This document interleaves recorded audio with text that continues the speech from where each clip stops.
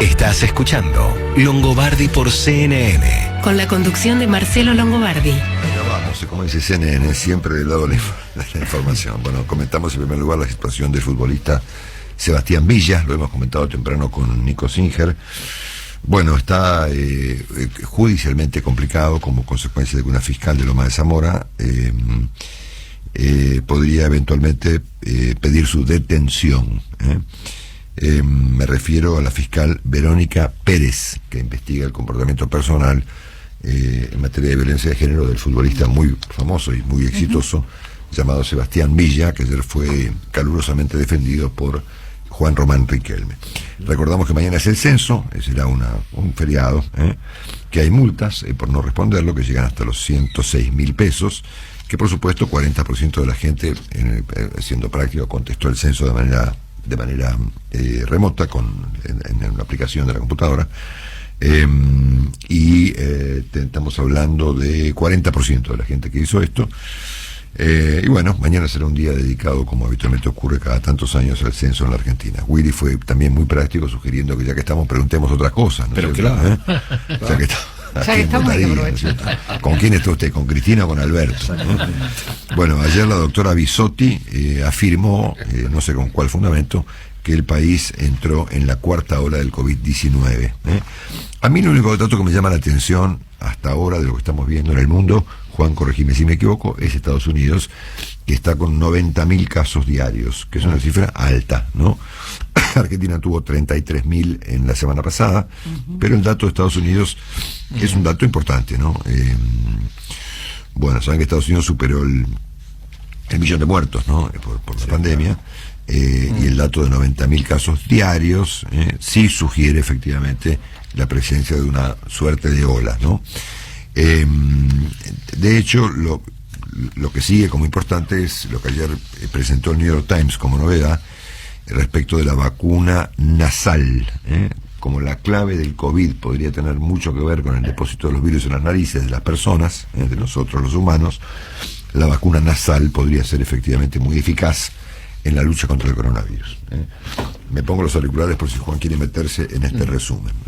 Bueno, Elon Musk ha interrumpido, al menos por ahora, su intento de compra de la compañía Twitter. Se han hundido las acciones. El argumento de Elon Musk es que no es verificable el número de cuentas falsas, o que por lo menos Twitter ha mentido. Está en una polémica con el presidente de Twitter, argumentando que hay un conjunto de cuentas falsas que habría que depurar, y el tipo lo que le contesta es que eso es imposible porque no se sabe cuáles son falsas y cuáles son verdaderas, ¿no es cierto? Total que esta operación parece muy trancada, ¿no? En este contexto donde todo el mundo supone que lo que quiere más es pagar menos que 44.000 millones de dólares, ¿no? No, bueno, y por supuesto ha tenido problemas con los accionistas y con sus inversores por todo esto. Claro, obviamente. Bueno, van ustedes a escuchar o leer en estos días el concepto de teoría del gran reemplazo. La teoría del gran reemplazo es un delirio total, en donde tiene mucho que ver un tipo de la televisión. Ojo con este dato, ahora lo voy a mencionar. La teoría que inspiró a este joven que asesinó a un conjunto de gente en la localidad de Buffalo, al norte del estado de Nueva York, este fin de semana, porque él, bueno, efectivamente, un racista, se creyó esto de que hay una conspiración para sustituir a la raza blanca por otras razas, particularmente inspirada por la comunidad judía, ¿no? Tanto La Nación de esta mañana como el New York Times de ayer y tantos medios están comentando los fundamentos disparatados de esta teoría, constituida algo así como en la Biblia de la derecha más racista de Estados Unidos, y que básicamente consiste...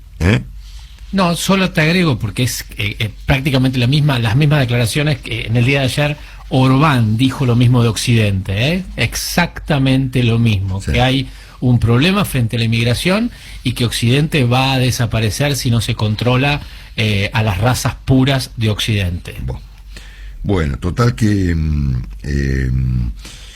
la teoría del reemplazo es una cuenta matemática que sugiere que hay una conspiración que a través de la manipulación de las personas se propone un grupo de conspirados sustituir a la raza blanca. Entonces ellos se contraponen a eso, en este caso, bueno, matando gente.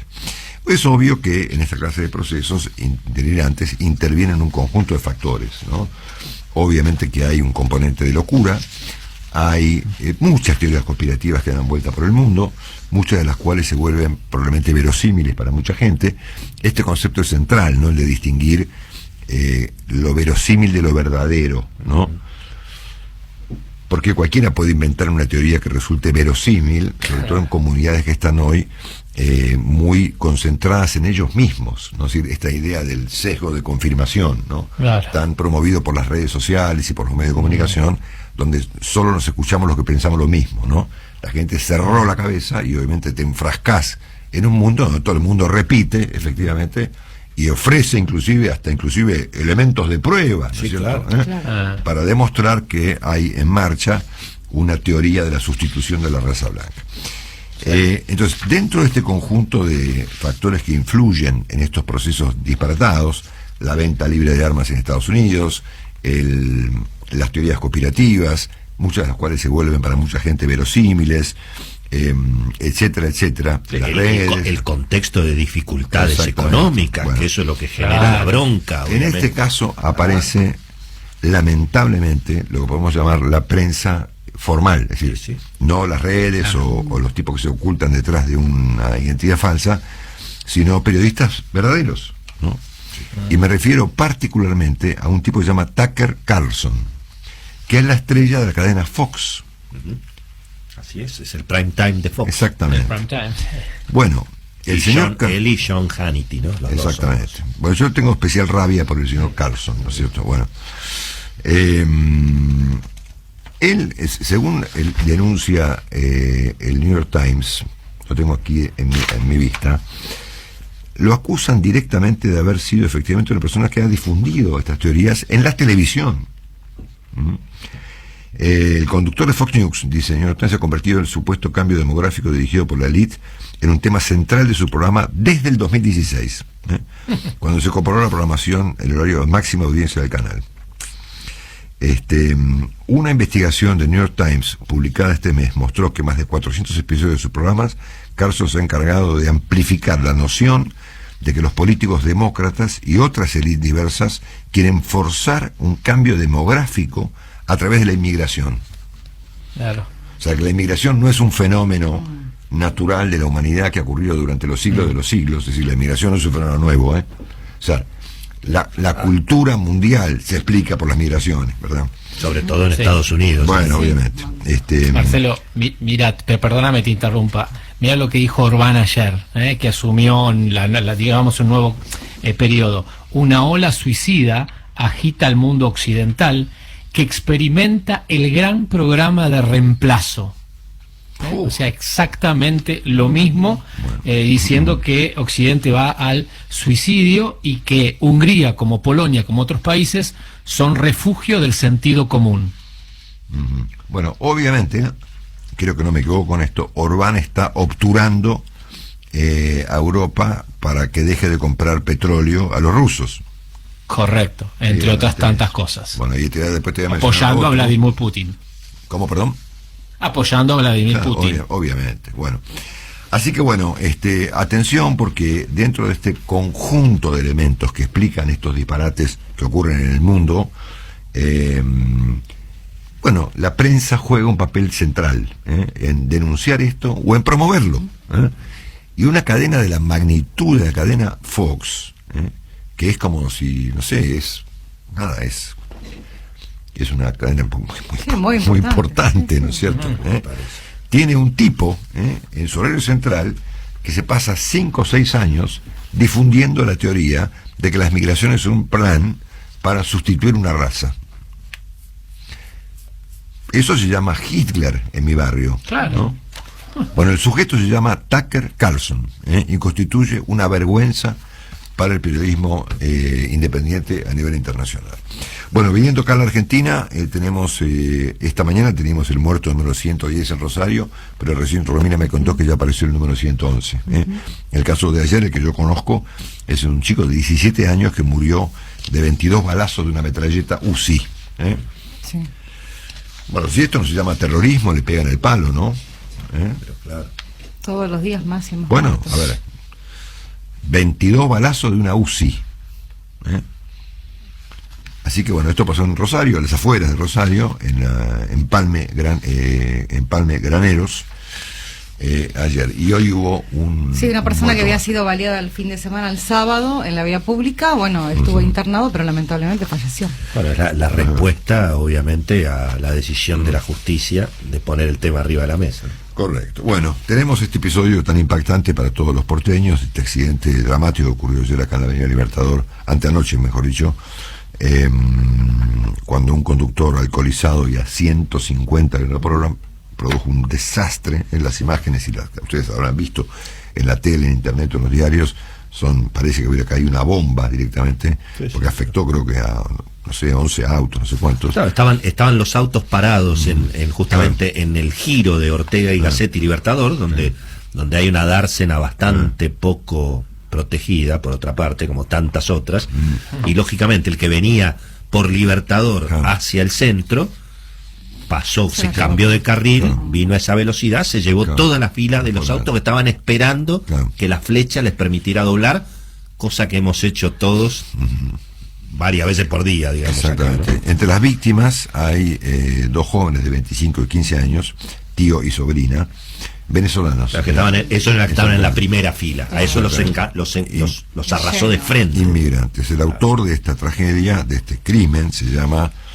es un empresario del rubro aduanero llamado Roberto Juan Patricelli, de 57 años, que manejaba una camioneta BMW X3 y que iba a 150 km/h por la Avenida Libertador a las 9:00 de la noche de un domingo. Bueno, ¿qué más les puedo contar para hacerla simple? Bueno, la agenda argentina de esta mañana es bastante triste, es pobre por lo poco y triste por los temas. Los medios reportan una reunión que ocurrió ayer entre dos ministros, el ministro de Economía Martín Guzmán y el del Interior Guado de Pedro, bueno, para discutir seguramente cuestiones vinculadas a los fondos de las provincias y seguramente para, según al menos cuenta Santiago de Pedro en La Nación, para ver si pueden reabrir el diálogo entre los adolescentes, el presidente de la República y la señora de Kirchner. Y como diría el doctor Goyán, con un poquito de platita, todo se soluciona, ¿no?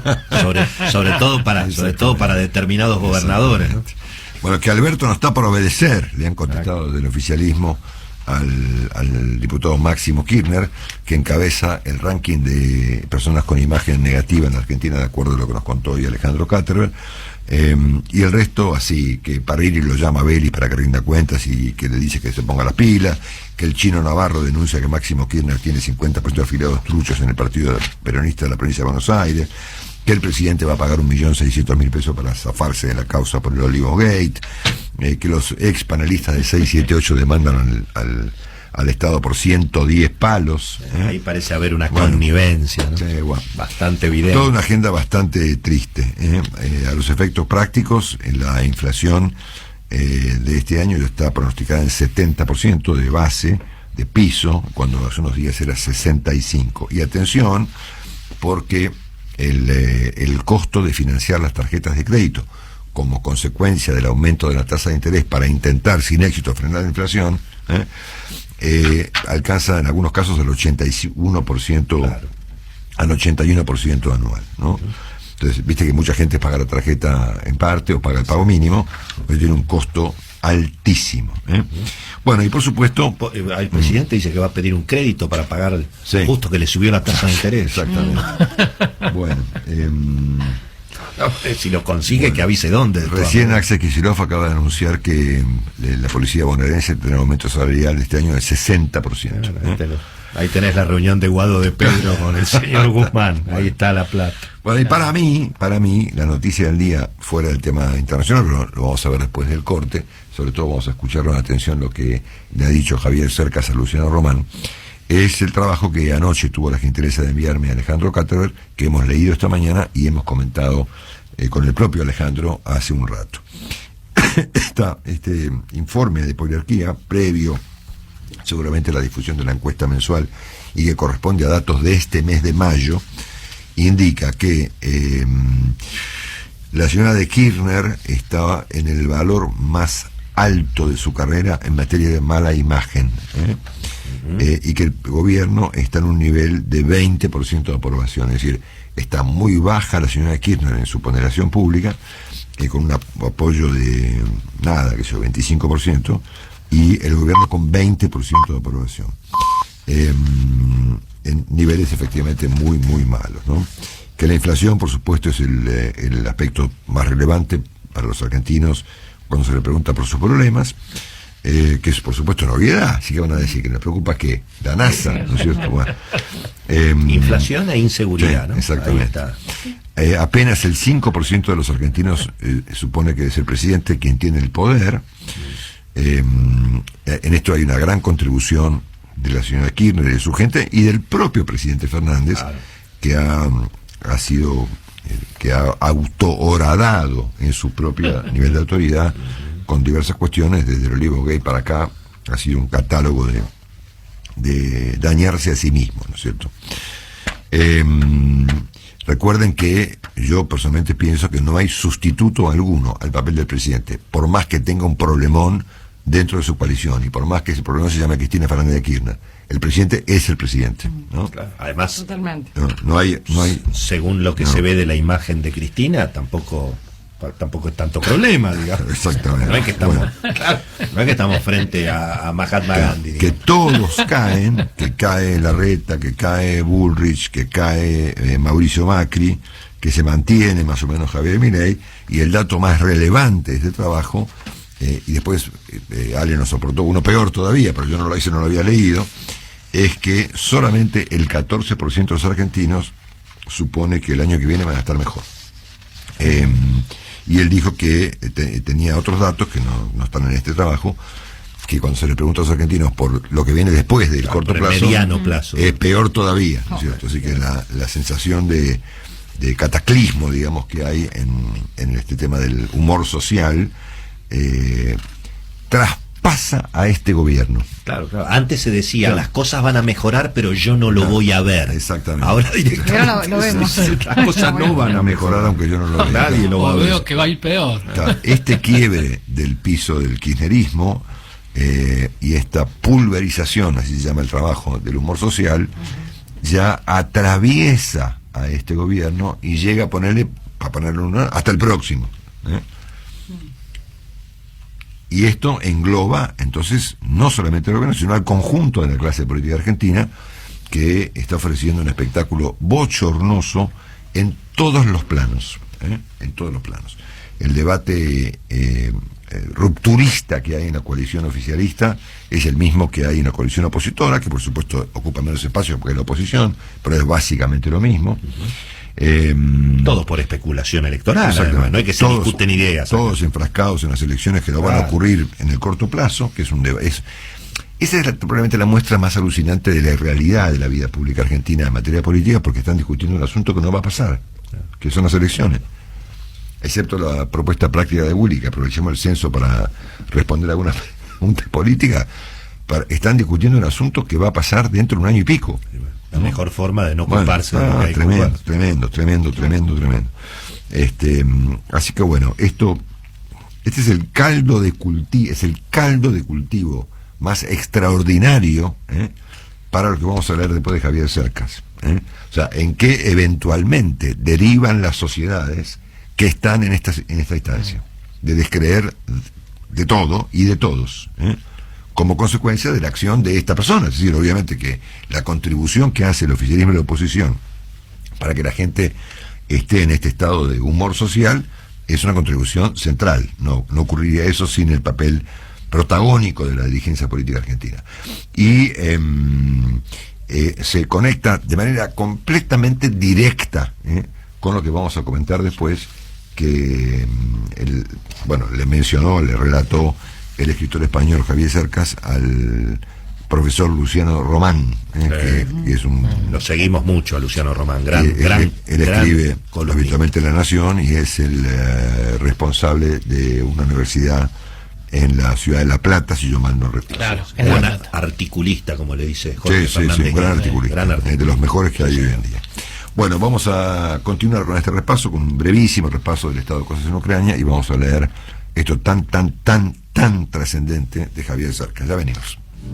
Hasta las 10 de la mañana, Longobardi por CNN.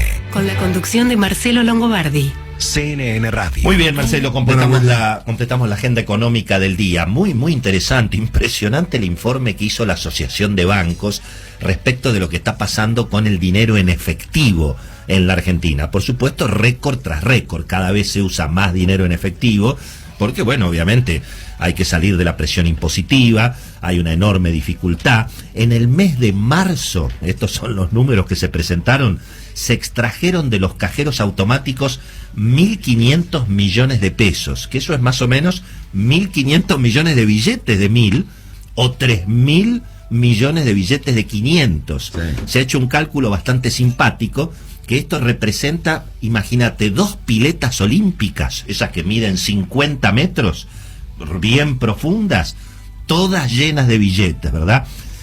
Una situación, bueno, por supuesto que no es nueva, que trae una enorme cantidad de dificultades. Los propios bancos hablan de lo que es el gasto, por ejemplo, en impresión, millones de dólares que se van por ese lado, o el tema de la huella de carbono, el problema de la exposición a la delincuencia, la gente sale con el dinero en efectivo de los bancos o lleva el dinero en efectivo a los bancos. Un dato tranquilizador, Marcelo, es que la gente se llevó 1.500 millones de billetes, pero entraron también en depósitos 1.800 millones de billetes, ¿no? Lo que me llama un poco la atención es que el informe de la Asociación de Bancos, que realmente es muy interesante y que además explica efectivamente todos los problemas, en ningún momento reclama lo que estamos reclamando todos los argentinos, Marcelo, que es que aumente la denominación de los billetes. Claro. Finalmente, casi te diría, pongan en el billete de 5.000 pesos la cara de Cristina, Claro. como si fuera la reina de Inglaterra, viste que la libra tiene a la reina Isabel. Sí. Bueno, que la pongan a Cristina en los billetes de 5.000 pesos y a Néstor Kirchner en los billetes de 10.000, pero que emitan los billetes de mayor denominación, que por lo menos en términos prácticos va a solucionar buena parte de este problema. Desde luego que el fondo del tema es la inflación y el fondo de la cuestión es la irresponsabilidad con que se maneja la política económica, pero al menos aumenten la denominación de los billetes, Marcelo. Genial, Willy, gracias. Bueno, completamos la información.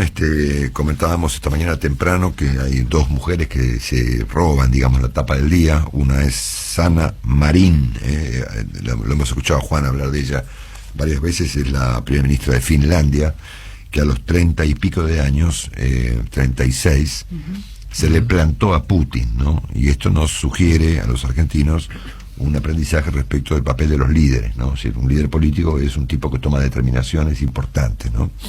Debe ser complicado, y ciertamente mucho más complicado que plantarse frente a la señora Kirchner, plantarse frente al mismísimo demonio, como es hoy en día el señor Vladimir Putin. La otra señora se llama Elisabeth Borne, lo comentamos también con Juan temprano, es la persona que Emmanuel Macron ha elegido para designar como primera ministra de Francia.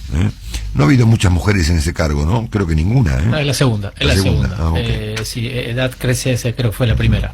Esto nos enseña que los sectores políticos eventualmente contrapuestos pueden no solamente conversar, sino armar un gobierno. Bueno, una gran lección que nos ofrece tanto la señora Sanna Marin como el presidente Macron a los argentinos de hoy. Bueno, ayer, como ustedes saben, la agencia de noticias rusa Sputnik, me imagino yo controlada por el gobierno ruso, como todo, cayó en una confusión, porque acusó de traición al presidente Fernández y a su relación con el presidente Putin, ¿no? Argumentando que fue a Alemania a ofrecer energía. A ver, esta gente no entendió que la Argentina va a ofrecer una cosa que no tiene, ¿no? El espejito de colores, ¿verdad? Bueno, y la verdad es que no han ponderado como corresponde el gran favor que le hizo el presidente Fernández a los rusos en la cara de los europeos, que fue pedir a los europeos que no manden más armas y que levanten los embargos a la economía rusa bajo el argumento de que eso perjudica a los países emergentes, ¿no? Entonces se han quedado con una cuestión menor, que no es viable, además, que es el ofrecimiento argentino para vender alimentos y para vender energía a los países europeos, y han subestimado esta gran contribución que hizo el presidente argentino al señor Vladimir Putin, ¿no? Así que yo presumo que la agencia Sputnik se va a tener que retractar de haber calificado traidor al presidente Fernández, ¿no? Bueno. Hay que revisar las fuentes que tienen. Sí. Volviendo al New York Times como fuente de datos importante, ayer publicaron una crónica sobre el embargo de un...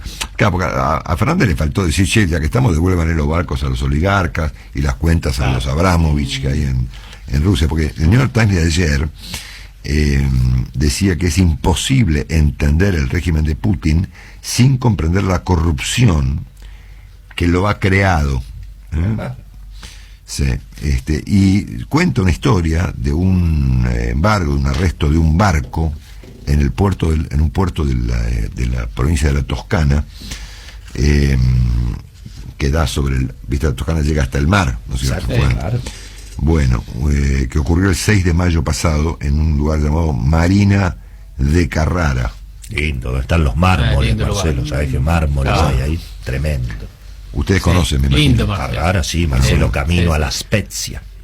Claro, ahí en Olbia, en Cerdeña, que están todos los barcos. Está enfrente de Cerdeña. Sí, bueno, ahí embargaron un barco llamado Sherazade, que mide 140 metros de largo, y que tiene, según relata el New York Times, que lo tomo como una fuente válida, herrería en los baños enchapada en oro, helipuertos, pista de baile. ¡Qué nivel! La pista de baile se vuelve piscina, bueno, y una serie de lujos alucinantes. Y lo que el New York Times sostiene es que el barco es de Putin. Claro, exacto. Claro. Sí. Así de una, acá está, el artículo se llama Mantener a flote a Putin y a sus oligarcas no es fácil. Te explicamos el sistema. El artículo es genial, está escrito por Amanda Taub de New York Times, y bueno, nada, buen dato para la señora Kirchner, digamos, ¿no? Respecto de su aliado. Bueno, dicho esto, me queda comentarles que, bueno, tal como ayer nos adelantó Juan Dillon, Renault deja Rusia, y lo propio ha anunciado después de 30 años la compañía McDonald's, que tiene ¿cuántos locales en Rusia, Juan? Era 850, alrededor de 850 y 6.200 empleados, y hace 30 años están. Y es el 9% de la facturación de McDonald's, entiendo. Citando como argumento los valores de McDonald's frente a lo que está ocurriendo en Rusia. Las compañías, me imagino, están calibrando con bastante criterio lo que puede ser la condena de la opinión pública, ¿no? Es decir, si vos le vendés, si vos le pagás impuestos a Putin para financiar la guerra, y yo no como más hamburguesa, ¿no es cierto? Claro. Y eso me parece que es un argumento muy válido y una reacción muy relevante y muy apropiada de parte de estas compañías como McDonald's o Renault, que se van. Bueno, a Suecia le surgió no sé si a Finlandia, pero sí a Suecia, un obstáculo para su ingreso a la OTAN, que es el líder cuasi nazi de Turquía, que se llama Recep Erdogan, a quien hemos mencionado en este programa y en el anterior 450.000 veces. Él se opone al ingreso de Finlandia y Suecia a la OTAN, como Hungría se opone al embargo del petróleo ruso. Pues fíjate, yo puedo entender que los países tienen intereses aún en el contexto de una guerra, pero no tanto, ¿no? Pero no tanto. Sí, me parece que debe haber, viste que siempre dicen los intereses, bueno, solo le vendemos cosas mientras matan gente, bueno, por ahí al país le conviene. Pero hay un límite a esa noción, ¿no? Sobre todo con la salvajada, ¿no?, que se está viendo. Hay un límite. Así que Turquía y ¿cómo se llama? Y Hungría, como era previsible, dando una nota dramática en este contexto. Bueno, en la escalada que estamos viendo, que es muy dramática, ayer los norteamericanos hicieron lo mismo que los rusos, probaron un misil hipersónico, bueno, un aparato llamado B-52H. Los rusos prueban su misil hipersónico y los americanos también lo prueban, lo cual marca un poco el agravamiento de la crisis. Y finalmente les cuento que el presidente Maduro, otro amigo de la Argentina, ha designado como canciller en Venezuela a quien era hasta hace horas su embajador en Moscú. Obviamente es una señal de los estrechos vínculos del presidente Maduro con los rusos y del hecho de que el presidente Maduro nos ganó de mano con la idea de que un país de la región le abra las puertas de entrada a los rusos en América Latina. Bueno, volviendo a lo que les comentaba de Javier Cercas. Cercas era un filólogo, ¿no? Y como filólogo llegó a decir que, y yo debe tener razón, que después de Cervantes y Quevedo viene Borges, en la lengua, esto lo dijo en alguna oportunidad. Un filólogo es un estudioso de los escritos y esas cosas. Bueno, Cercas, además de ser un escritor novelista fabuloso, es un columnista del diario El País de Madrid, ¿no? Yo no sé si en este caso Luciano Román lo entrevistó o recolecta su punto de vista, creo que se habrá entrevistado con él, pero el tipo dice cosas muy importantes que voy a leer rápidamente antes del cierre del programa. Él dice: todos los seres humanos, creo, el final de este párrafo es liminar, para entender el estado de cosas en el mundo. Todos los seres humanos, creo, han pensado que vivían en un tiempo de crisis, y todos tenían razón, porque crisis significa cambio. Ese es el sentido de la palabra crisis. Creo que ya en el Código de Hammurabi se decía que se acababa la cultura, se acababa el mundo. Sin embargo, es verdad que en los últimos años hemos vivido 3 grandes crisis consecutivas. Hubo un momento, a finales del siglo XX, de optimismo generalizado, aunque en aquel momento también había muchos que veían un futuro sombrío. Pero prevalecía el optimismo. Había acabado la Guerra Fría, en Europa se creaba el euro, se consolidaba la democracia como única opción, y ahora hemos vivido 3 crisis monumentales. La más importante se nos ha olvidado, y tal vez aquí se padeció menos, pero a mi juicio ha sido la más disruptiva, que fue la crisis financiera del 2008. Solo comparable en dimensión y profundidad a la crisis del 29, de 1929, sí. ¿No? Son crisis económicas que generan crisis políticas, son grandes terremotos. La del 29 provocó la consolidación de los regímenes fascistas y totalitarios en casi todo Occidente. Y eso recién se resolvió con la Segunda Guerra Mundial, que costó 50 millones de muertos, ¿no? Terrible, dice Cercas. El 2008 fue la caída de Lehman, ¿no? Claro, para recordar. La crisis del 2008 nació o se consolidó en casi todo Occidente lo que llamamos muchos el nacionalpopulismo, donde por supuesto entra Trump. Claro. Y entran los Kirchner, ¿no es cierto? Bueno, eso lo agrego yo, no el señor Cercas. No es exactamente fascismo, porque la historia nunca se repite con exactitud, dice Cercas, pero es una reformulación del fascismo o de los totalitarismos. Con diferencias, por supuesto, pero hay muchos elementos del fascismo en el nacionalpopulismo. El nacionalismo, dice Cercas, es el más visible, pero no el único. Hay otros elementos que no están, como el uso central de la violencia, aunque esperemos un poco, etcétera. Dice, tampoco el nacionalpopulismo es el mismo en todas partes. Hasta hace poco la cara más visible era la de Donald Trump, pero ha habido varias variantes. El Brexit, una de ellas. Acá también lo han conocido en América. Chávez es un ejemplo. En Europa el secesionismo catalán es otro ejemplo. Salvini en Italia, Le Pen en Francia, y por supuesto regímenes como el de Orbán en Hungría, que está en el corazón de la Unión Europea y que supone es el bastión de la democracia, la Unión Europea, que tiende muy seriamente hacia el autoritarismo. Esta es una de las primeras grandes crisis de este siglo.